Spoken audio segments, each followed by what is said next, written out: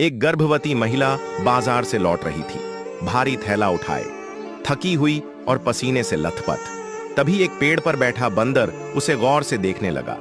फिर वो उतरकर उसके पास आया और थैले की ओर इशारा किया। महिला पहले डरी, मगर उसकी आंखों में करुणा देखकर थैला दे दिया।